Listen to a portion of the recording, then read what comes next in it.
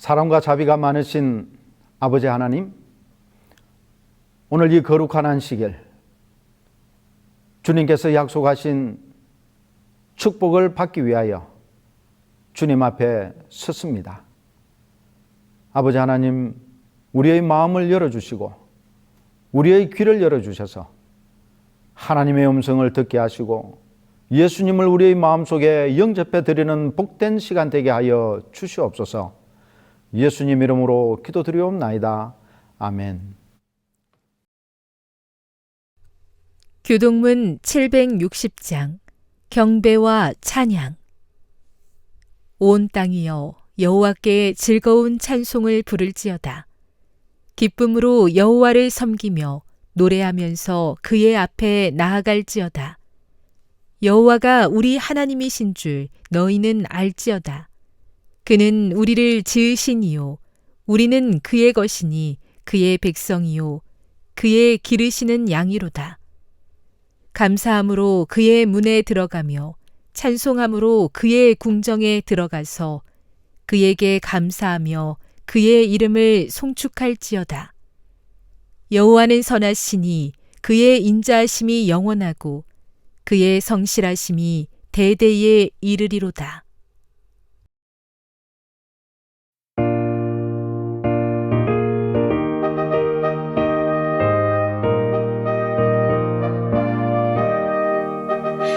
참 즐거운 노래를 늘 높이 불러서 이 세상 사는 동안 주 찬양하리라.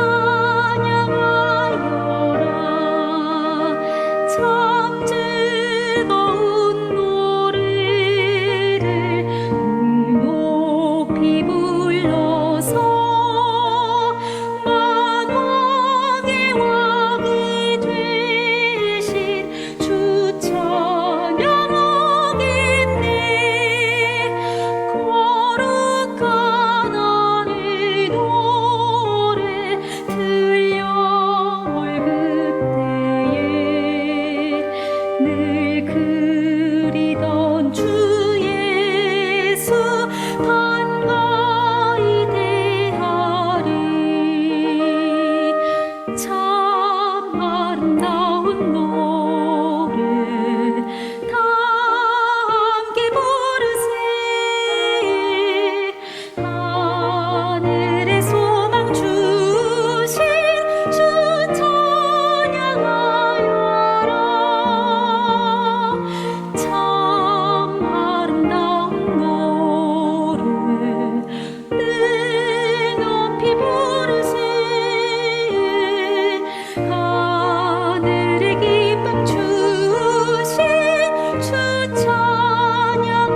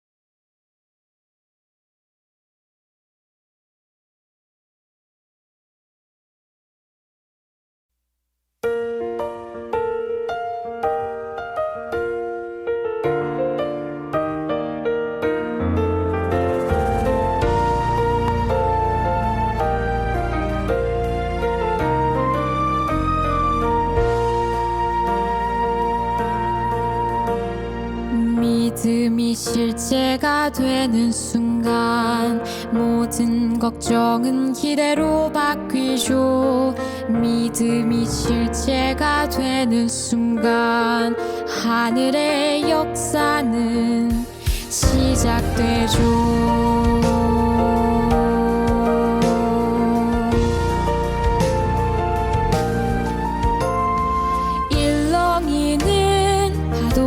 보면 파도처럼 나도 흔들리지만 저기 물 위를 걸어오시는 분 주님께 내 믿음 드릴 때 난 물 위를 걷게 되죠.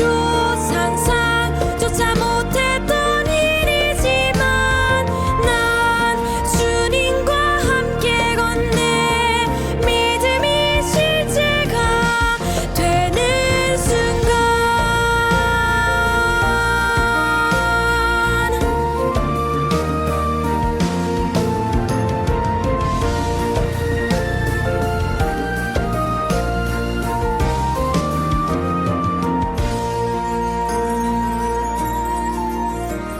사람들을 의식할 때면 나는 너무 작게 느껴지지만 저기 물 위를 걸어오시는 분 주님께 내 믿음 드릴 때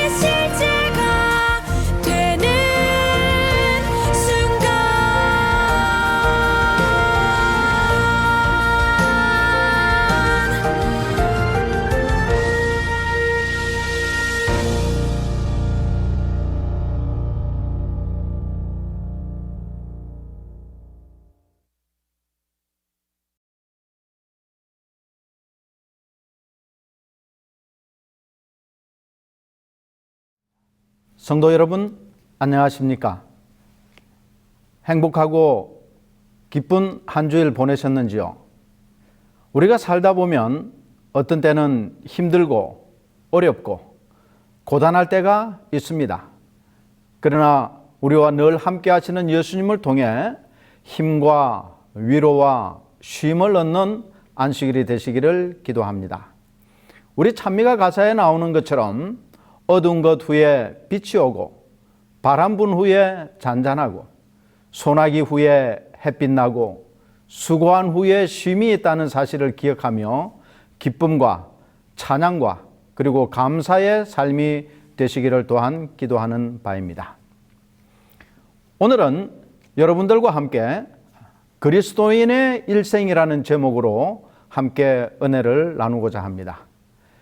프랑스의 사실주의의 대표적 작가 중 한 사람인 기드 모파상이 1883년에 여자의 일생이라는 제목의 장편 소설을 발표했습니다.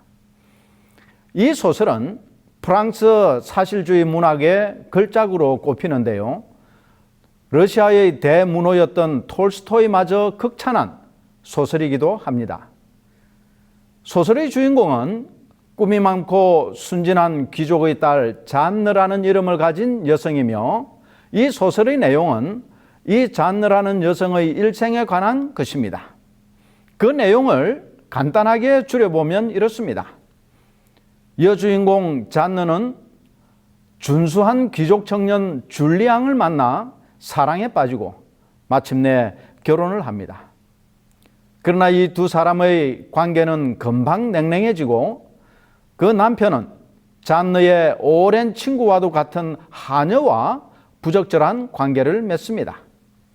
그리고 이웃집 백작의 부인과도 부적절한 관계를 맺어요. 남편인 줄리앙은 백작 부인의 남편에 의해 살해당하고 그녀의 곁에는 아들만 남게 됩니다. 그러나 이 아들조차 아빠의 피를 이어받아 매춘부들과 어울리고 도박에 빠져 빚을 지고 급기야 자택마저 남의 손에 넘어가게 되는 것입니다. 이 아들에게는 엄마가 누군지도 모르는 딸이 있고 이 딸은 결국 잔느가 키워야 했습니다. 몸도 마음도 지친 그녀는 그래도 자신의 인생을 묵묵히 살아간다는 그러한 평범하고 단순한 내용이에요. 서글픈 한 여인의 일생을 그린 작품이었습니다. 우리나라에도 여자의 일생이 있습니다. 일명 삼종지도라고 하는 것입니다. 이 말은 유교의 경전 중 하나인 예기에 나오는 말로 오랫동안 우리 사회의 기본적 윤리로 존중받는 삼광오륜에도 나오는 내용입니다. 이 삼종지도의 뜻은 여자는 어려서는 아버지의 말을 잘 듣고 시집가서는 남편에게 순종하고 남편이 죽은 뒤에는 아들을 따라야 한다는 의미입니다. 그런데 2000년대를 지나면서 여성의 사회적 지위와 역할이 두드러지고 또 여성 파워가 강해져서 지금은 이런 말을 할 상황이 아닙니다. 오히려 요즘은 신삼종지도라고 하는 것이 유행인데 이것은 남자가 따라야 할 세 가지 도리를 언급하고 있는 것입니다. 이 신삼종지도는 어려서는 어머니 말씀을 듣고 결혼해서는 아내에게 순종하고 늙어서는 딸의 말을 따라야 한다는 내용입니다. 참 재미있는 세상입니다. 여하튼 우리가 살아가는데 이런 과정과 순서가 있는 것입니다. 비단 여자의 일생뿐만 아니라 우리 그리스도인들에게도 성장하고 자라가는 과정이 있습니다. 오늘 우리는 그리스도인들이 반드시 거치는 과정, 즉 그리스도인의 영적 일생을 살펴보면서 은혜를 나누고자 합니다. 먼저 오늘 본문의 말씀 요한일서 2장 14절을 읽어드리겠습니다. 아이들아, 내가 너희에게 쓴 것은 너희가 아버지를 알았으며 아비들아, 내가 너희에게 쓴 것은 너희가 태초부터 계신 일을 알았으며 청년들아 내가 너희에게 쓴 것은 너희가 강하고 하나님의 말씀이 너희 안에 거하시며 너희가 흉악한 자를 이겼음이라. 이 성경처럼 그리스도인들이 거쳐야 할 3단계를 3단계를 나누어 말하고 있습니다. 그 첫 번째는 어린아이의 단계이고 둘째는 청년의 단계, 그리고 마지막으로 아비, 즉 부모의 단계입니다. 이 세 가지 단계를 조금 자세히 살펴보도록 하겠습니다. 먼저 어린아이의 단계입니다. 사람의 성장 과정에서 어린아이의 단계 때의 모습은 어떠합니까? 어린아이는 젖을 먹어야 하고, 그리고 말을 배우고, 그런 말을 시작하고, 사람을 알아보기 시작합니다. 이때 이 성장 과정에 있어서 아이의 모든 것, 이 아이에게 필요한 모든 것을 부모들이 돌봐주고 보살펴야 합니다. 충분한 영양이 있는 음식을 골라서 먹이고 추위와 더위도 막아줘야 합니다.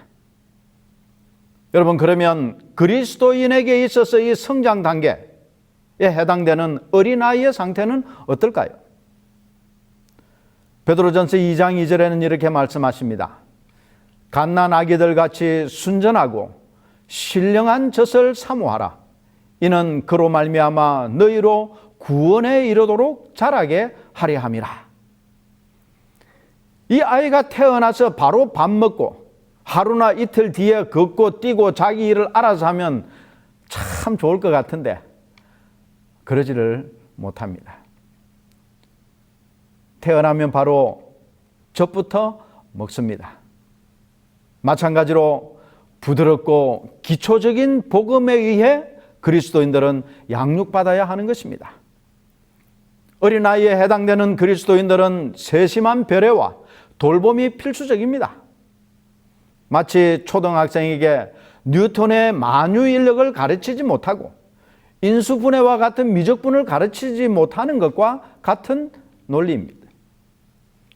바울은 그가 선교 여행을 하는 곳마다 복음을 전하고 그 기별을 받아들이고 믿는 자들을 중심으로 교회를 세웠습니다.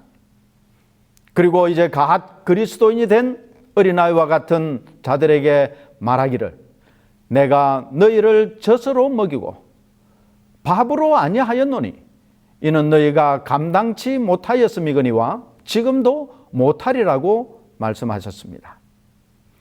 여러분, 우리 교회에 이제 막 신앙을 시작하거나 이제 갓 침례를 받은 교우님들이 있다면 마치 갓난아이를 다루듯이 그분들을 세심한 주의를 기울여 보살펴야 합니다. 그분들에게 미치는 우리의 말과 행동과 태도가 너무 크고 중요함을 결코 잊지 말아야 합니다. 그분들은 아직 의의 말씀을 경험하지 못하고 말하는 것이나 깨닫는 것이나 생각하는 것이 단순하고 단편적입니다. 속임수에 빠지거나 유혹에 쉽게 넘어가고 온갖 이슬에 빠져 요동할 수 있는 위험이 있으므로 이들을 잘 돌보고 보살펴야 하는 것입니다. 따라서 처음으로 교회에 나오는 그러한 사람들에게 성급하게 직책을 맡기거나 교회 행사에 참여하도록 강요하거나 하는 것은 매우 위험한 일입니다.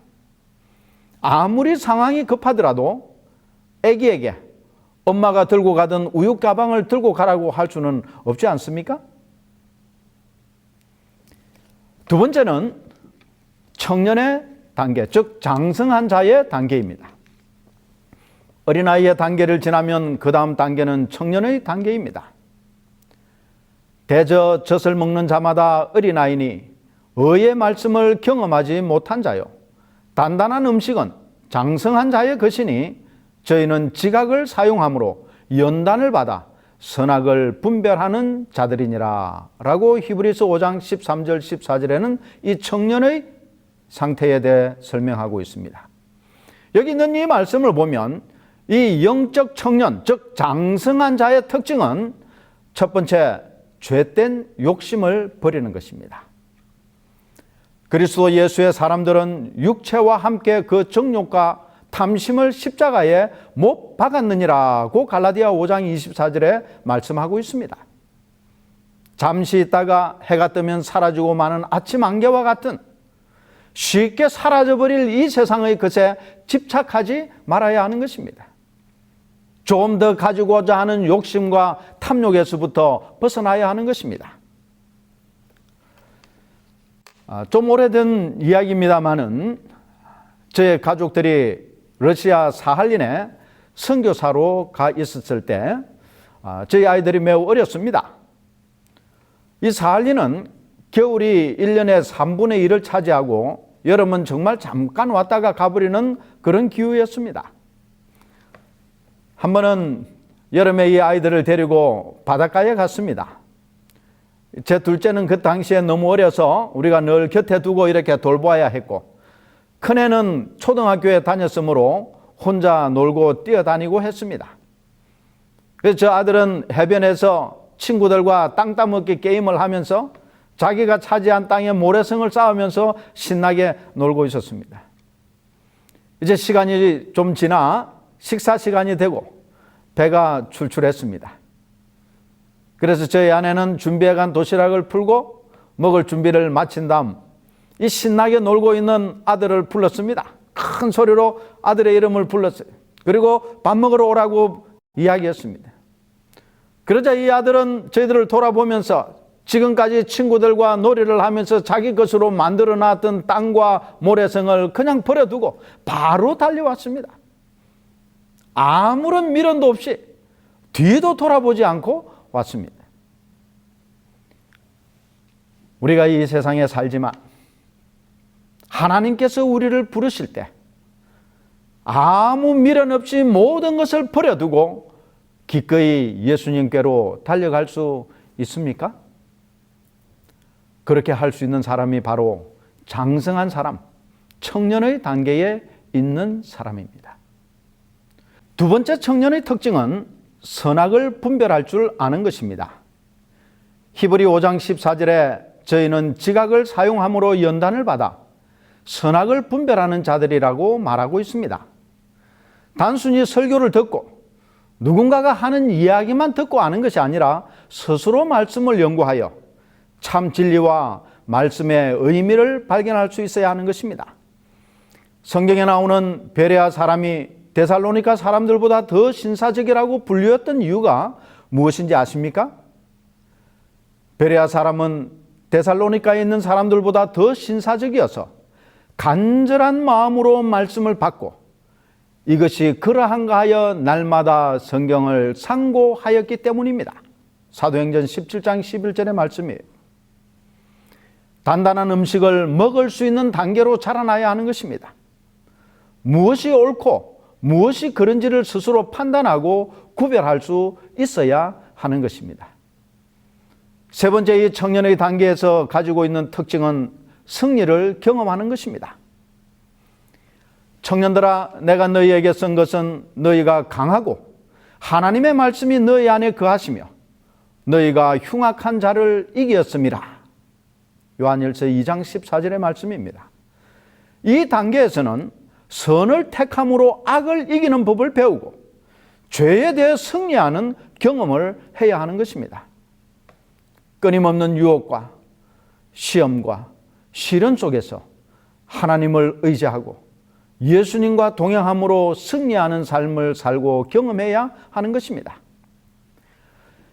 삼성전자 남부지사장을 역임하다가 SAMTU라는 IT 가전제품 유통 전문회사의 대표이사가 된 전옥표 대표가 쓴 책이 있는데 그 책 제목이 이기는 습관입니다. 이 이기는 습관에서 이 전 대표는 이야기하기를 1등도 해본 사람이 하고 이겨본 사람이 이긴다라고 말하고 있습니다. 그는 특별히 그의 삶의 중심이 되는 한 이야기를 했습니다. 그는 예수님의 가르침에서 지혜의 근원을 찾는다고 했습니다. 그 책에서 그는 이렇게 말했습니다. 주님은 한 번도 패한 적이 없습니다. 악에 패한 듯 하나 그분은 다시 부활하시어 악의 세력을 이깁니다. 그래서 나는 고난이 올 때마다 주님을 생각합니다. 주님을 떠올리면 포기할 수 없습니다. 진정 이기는 습관을 가지신 분이 주님입니다. 이기는 습관을 가지신 분이 주님입니다.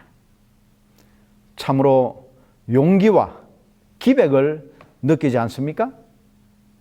우리 모든 성도님들께서 그리스도 안에서 이와 같은 영적 성혈을 경험하는 장성한 자, 청년으로 살아갈 수 있게 되기를 진심으로 기원하고 바라는 바입니다. 이제 그리스도인 일생의 마지막 단계이자 완성의 단계입니다. 그것은 부모, 즉 아비의 단계입니다. 고린도전서 4장 15절 16절에 사도 바울은 이렇게 말하고 있습니다. 그리스도 안에서 1만 스승이 있으되 아비는 많지 아니하니 그리스도 예수 안에서 복음으로써 내가 너희를 낳았음이라. 그러므로 내가 너희에게 권하노니 너희는 나를 본받는 자 되라. 여러분, 이 부모에게는 여러 가지 역할과 의무와 책임이 주어져 있습니다. 이 자녀를 양육하면 참 어린아이 때부터 시작해서 미운 7살 시기를 거쳐야 합니다. 그리고 사춘기의 그 질풍노도의 시간도 함께 겪어야 합니다. 북한의 김정은이도 무서워서 못 내려온다는 중2 시절을 견뎌내야 합니다. 그리고 고3 수험 기간 동안 같이 밤을 새고 돌봐야 하는 힘든 시간을 보내고 대학 공부시키기 위해서 부모의 취미생활이나 휴가도 포기하고 밤낮으로 일해야 합니다. 마침내 그 자녀가 대학을 졸업하고 직장도 얻고 결혼까지 시키면 부모의 허리는 휘어지고 집 기둥뿌리까지 뽑히고 맙니다. 그런데 그게 끝이 아니죠. 결혼한 자녀들이 아기를 낳으면 손주까지 데리고 와서 돌봐줘야 합니다. 뭐 어쩌겠습니까? 그게 부모의 인생이고 운명인데 말입니다. 사도 바울은 그 당시 그리스도인들, 즉 자신이 전도하여 믿음에 거하게 한 그리스도인들을 향해서 내가 너를 낳았다고 선언합니다. 이 바울은 그들에게 영적 부모이자 동시에 그들의 성장과 성숙에 대한 책임까지 지고 있음을 말하고 있는 것입니다. 그런데 연결되는 그 말씀을 보면 바울이 좀 교만한 사람이 아닌가 하는 생각이 들 때가 있습니다. 아무리 이 바울이 자기가 교회를 세우고 복음을 전한 결과로 그리스도인들이 많이 생겨났다 하더라도 나를 본받으라고 공공연하게 요구할 수 있을까? 예수님을 본받으라고 해야 옳지 않는가? 여러분은 어떻게 생각하십니까? 그런데 많은 고민을 사실 이것 하고 있었는데 어느 날 이 문제에 대한 해답을 의외로 아주 쉽게 얻었습니다. 그것은 뭐냐면 여러분들께서는 여러분의 자녀가 부모인 여러분을 닮기를 원하십니까? 아니면 그 자녀가 옆집 아저씨나 아랫집 아가씨를 닮기를 원하십니까? 간단한 문제죠. 부전자전이라는 말이 있지 않습니까? 디모데전서 4장 7절에서 바울은 그의 영적 아들 디모데에게 이런 권고를 합니다. 망령되고 허탄한 신화를 버리고 경건에 이르도록 내 자신을 연단하라. 바울은 그리스도인에게 경건의 연습이 얼마나 유익한지 아는 사람이었습니다. 그러므로 모든 그리스도인들이 이 바울 자신이 경험한 것을 직접 체험하고 경험하기를 바라는 마음에서 감히 나를 본받으라고 말할 수 있는 것입니다. 아비, 즉 부모된 그리스도인은 자신을 경건에 이르도록 끊임없이 훈련함과 동시에 다른 사람들에게 모본이 되어 복음으로 영혼을 구원하고 영적 자녀를 낳고 믿음 안에서 잘 자라도록 양육하는 그런 의무와 책임이 있는 자들입니다.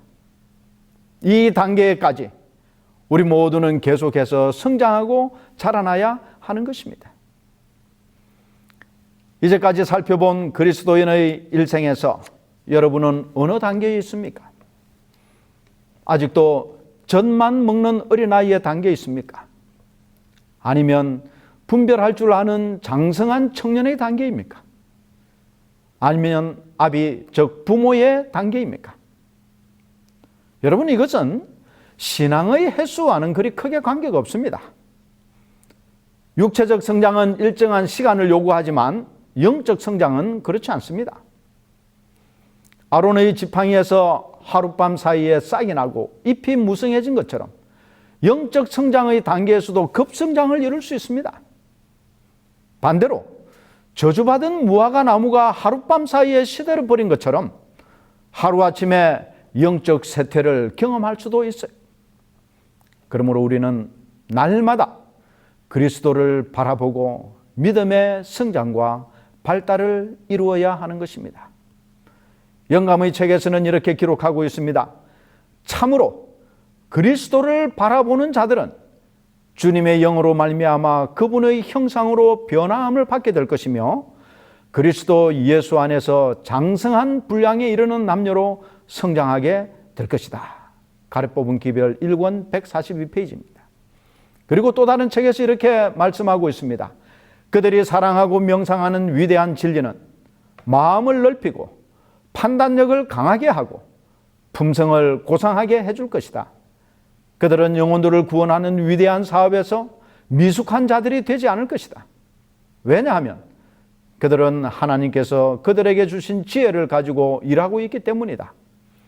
그들은 또한 신앙생활에서 난장이가 되지 않고 그들의 산머리가 되는 그리스도 안에서 자라나되 그리스도 예수 안에서 장성한 분량이 충만한 데까지 이르는 남녀들이 될 것이다.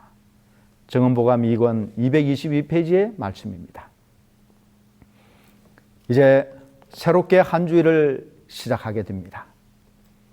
어린아이와 같은 신령한 하늘의 젖을 사모하고 하나님의 말씀을 우리의 양식으로 삼아 활기찬 청년의 삶을 살게 되시기를 바랍니다. 선악을 분별하고 죄와의 전투에서 승리하는 경험을 매일매일 경험하시기를 기도드리는 바입니다.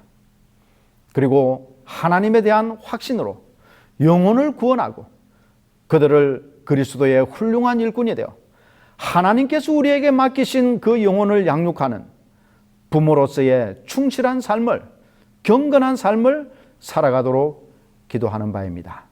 감사합니다. 다 같이 기도하시겠습니다.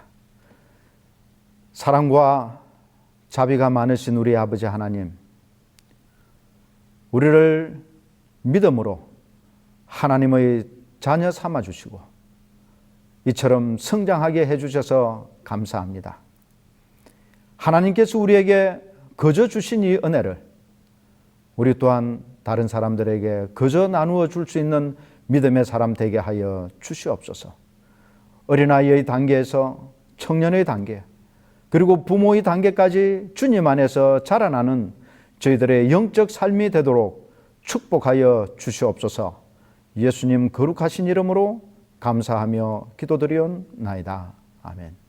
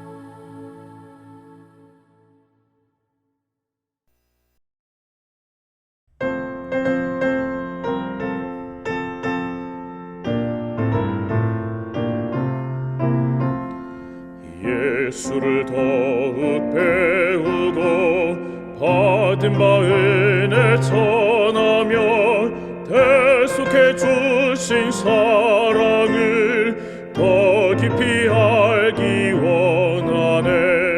내 평생의 소원, 내 평생의 소원, 대속해 주신 사랑을 더 깊이 알기 원하네.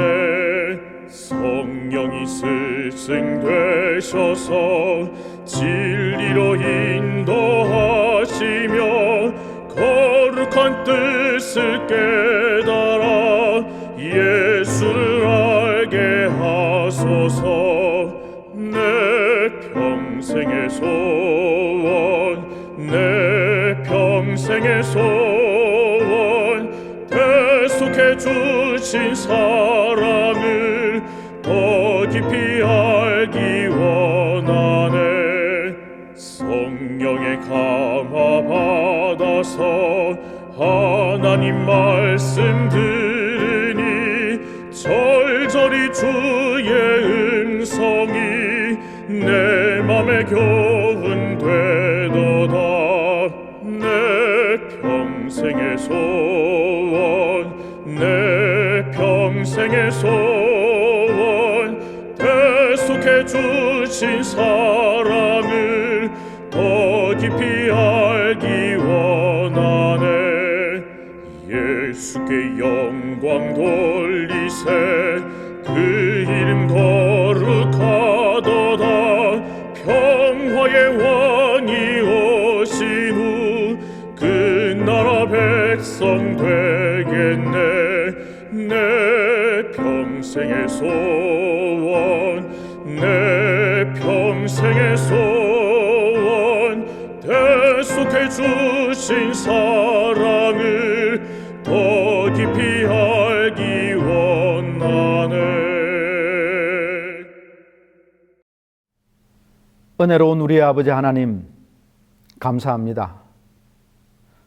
죄로 인하여 죽을 수밖에 없지만은 그 크신 사랑과 자비하심으로 우리를 죄에서 구원하여 주시고 하나님의 자녀 삼아주신 이 귀한 특권을 인하여 감사합니다. 다가오는 한 주일의 삶을 살 때에 우리가 신령한 짓을 사모하는 어린아이와 같은 마음으로 주님을 사모하게 하시고 주님 안에서 자라나게 하시고 아비의 마음, 부모의 마음으로 우리 주변의 사람들을 돌아볼 수 있는 넉넉한 믿음을 소유하게 축복해 주시옵소서. 아버지 하나님, 우리 모두에게 베풀어 주시는 하나님의 크신 사랑이 날마다 우리의 마음에 새롭게 하셔서 주님과 동행하여 마침내 영원한 하늘까지 갈 수 있는 믿음의 가족들 되게 축복해 주시옵소서. 예수님 거룩하신 이름으로 감사하며 간절히 기도드리옵나이다. 아멘.